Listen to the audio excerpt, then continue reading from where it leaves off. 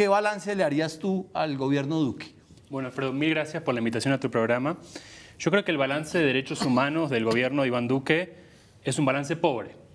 Creo que quizás lo único que tiene para inflar pecho el gobierno de Iván Duque, lo único rescatable es su política migratoria y el TPS para los venezolanos, y me parece que a eso hay que destacarlo y hay que ser justos y aplaudirlo. Pero por otra parte tenemos un legado muy preocupante que creo que el gobierno de Gustavo Petro tiene que enfrentar de forma urgente.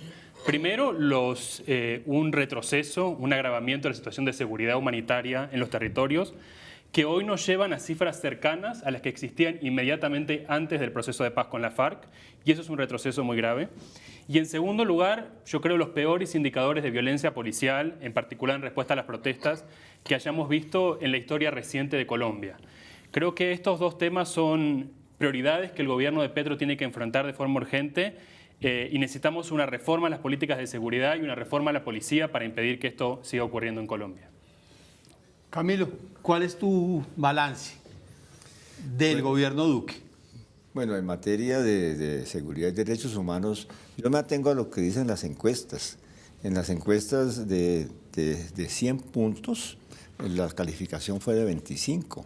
La percepción de la gente sobre efectividad de la política del gobierno, eso realmente es muy poquito. Pero tiene que ver no solamente con percepción, sino que hubo un deterioro en medio de una crisis muy grande que fue la pandemia, la crisis económica, una crisis social muy grande, pero se recompuso la dinámica del conflicto, volvieron a reorganizarse grupos armados y una parte de esa reorganización, por ejemplo, todo lo que tiene que ver con grupos disidentes, residuales, FARC, fue resultado de lo que fue el entrampamiento a la política de paz, a la implementación del acuerdo. Eso fue un componente que quedó pues en un registro muy en rojo. Y por el otro lado, lo que ya se ha comentado, tuvo una estrategia de guerra frente a la protesta social y frente a los problemas y las conflictividades rurales. Siguió con el cuento de que había que seguir una guerra por problemas de seguridad nacional y sobre todo con el narcotráfico, y esa lógica se la aplicó a todos los conflictos sociales. Entonces eso lo lleva precisamente a una violación y una situación de permisividad frente al ascenso de violencias de diferente tipo.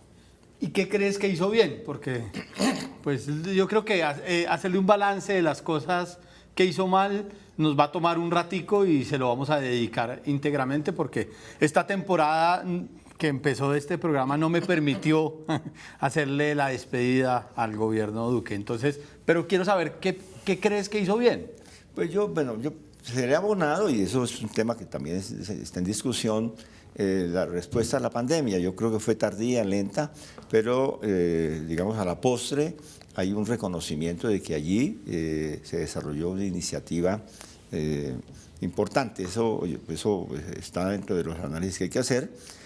En lo que tiene que ver con la paz, le dieron importancia a lo que llaman el DDR, desarme, desmovilización y reincorporación, con muchas críticas desde los desmovilizados o reincorporados, pero allí concentró un esfuerzo y por otra parte parcialmente en los planes de desarrollo territorial.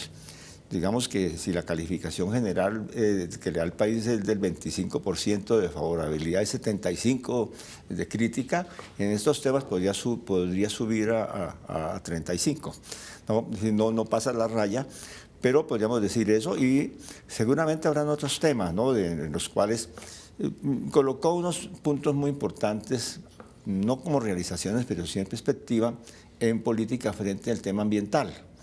Eso hay que discutirlo, ver qué se puede recuperar. Ya la ministra, por ejemplo, de Ambiente ha señalado algunos avances allí que también podrían señalarse. Digamos que, por supuesto que tenemos una posición crítica y hay que mirar qué es rescatable.